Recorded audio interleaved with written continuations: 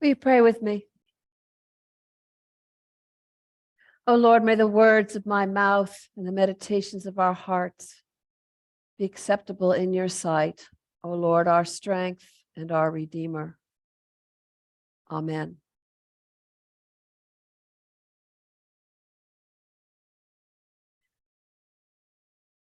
Sometimes being the light feels like a very tall order. It's not always easy. But it's one of the reasons that I read that long chapter from Paul.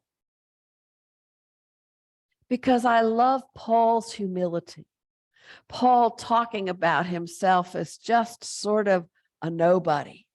You know, he didn't cut much of a figure. He doesn't speak very well, couldn't wow any crowd. Paul doesn't in any way think of himself as anybody very special. And yet, look what Paul did. Paul got filled with the light. He got filled with the Holy Spirit.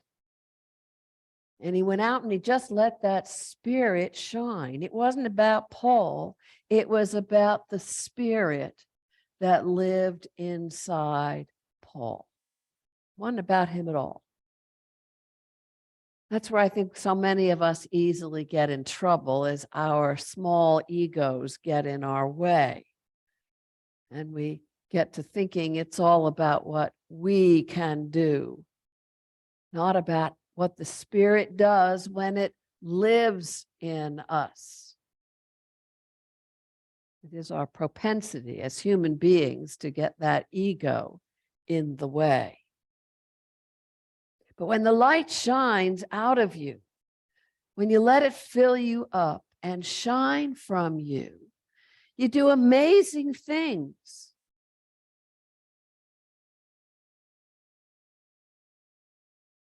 This is usually known as Black History Month. So I was reading a story reminding me about Rosa Parks. Do you all remember who Rosa Parks was? A lady who one day didn't want to give up her seat in the bus back in 1955. She got arrested down there in Montgomery, Alabama for that. And then it began a boycott of the 40,000 African Americans who used to ride the buses in Montgomery, Alabama, who then for the next almost a year didn't ride the buses. And it went to court. And then the Supreme Court said they had to let all people ride on the buses wherever they wanted to sit on the bus. It was sort of the beginning of the civil rights movement. And one of the big challenges came when they were all going to go back and ride the bus again.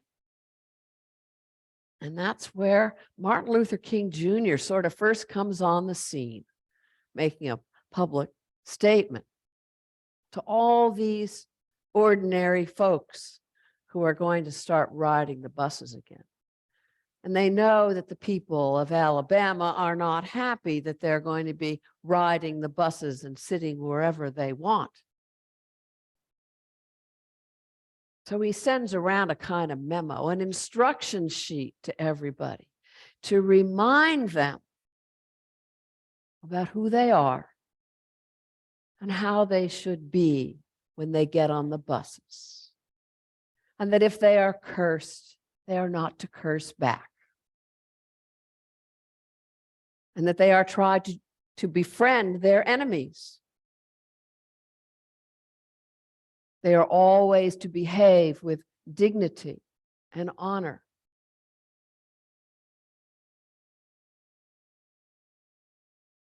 They're to always try to overcome hate with love. And so a lot of very ordinary people let a light shine from them when they got back on the buses. And they let that light continue to shine in them. And those very ordinary people began to do something to change the world. Something that started with a Rosa Parks, a very ordinary, tired lady one day when she got on that bus. But there was a light in her, and a light in all of them that shone forth, that can change things. So often we think that to be a change, to be the light, you got to be somebody big and powerful and important. But do you know that most movements just begin with a few very ordinary people letting the light shine in them? That's how it happens. From the bottom up, from the margins in toward the middle. When the light shines. But you also have to know that it's the light in you asking you to do those things, and it's not about you. And it happens all the time in all the places you go. It's a question to ask yourself every day, wherever you are, in the most seemingly mundane of circumstances, to reframe the situation you're in and ask yourself, why has God put me here? It's like Brenda's husband. Why was he here that night? Why was it his night on the last night of To Our House to be the one who was here? He had a light that needed to shine that night. There was a reason for his being there.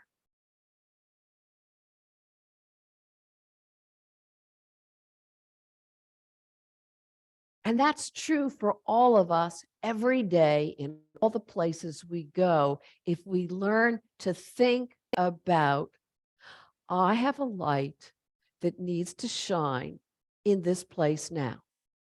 Show me, God, where you want me to point the light. God, get me out of the way so your light can shine.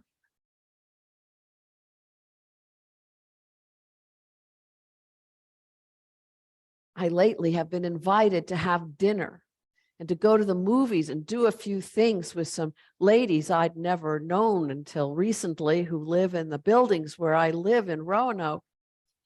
And I feel like I'm very different than these other ladies my age.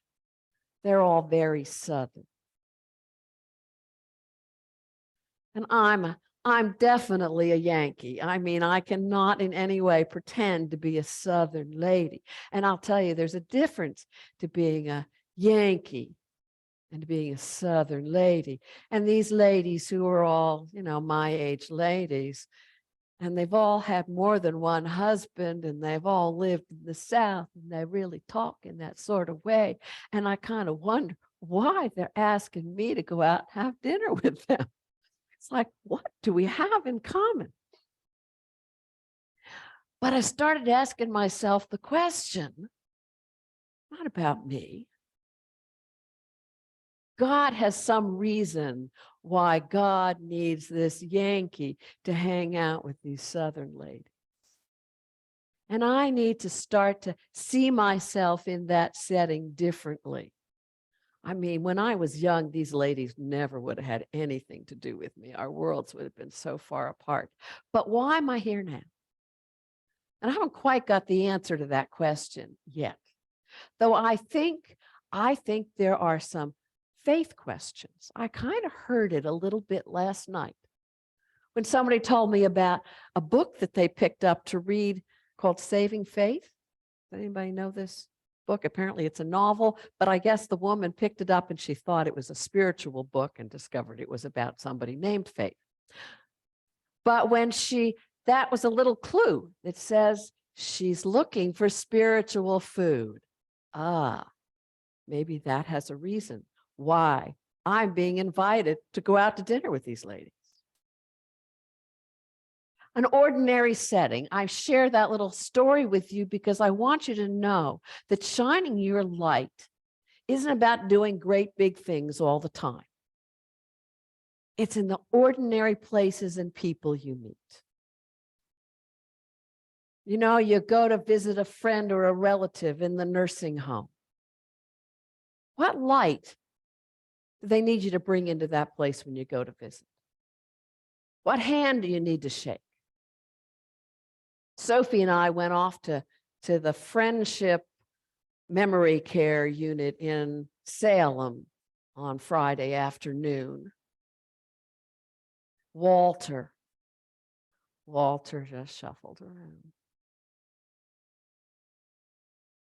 But Walter fell in love with Sophie.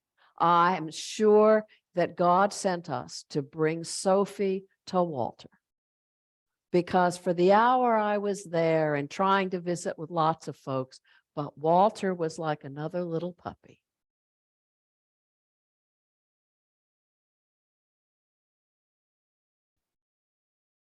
You know, God needs some light to shine into the memory care unit. God needs light to shine to that cashier in Walmart or Kroger. Or when your self-checkout goes wrong and somebody comes up there to punch in their numbers and fix it for you, they need a big smile and thank you out of you. You know, that's your light shining forth. It's in the classrooms, the libraries, your workplace. God has put a light in you to change the world. And you can walk around staring at your own belly button all the time and looking glum. Or you can say all the time to yourself, God, let your light shine in me. Show me where I need to point that light, you and your headlamp, you know, where does it need to shine today?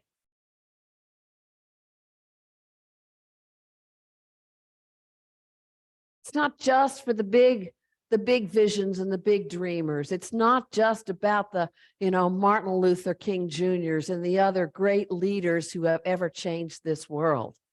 Yes, that's important, and that's their gift from God, their particular light. But you got the same light. Let it shine. Let it shine through you every day in all that darkness. And there's plenty of darkness out there. Sometimes we just don't bother to see it. We get so used to that dark, dismal world that we live in, the routine, the mundane, that we quit seeing it. But it's there.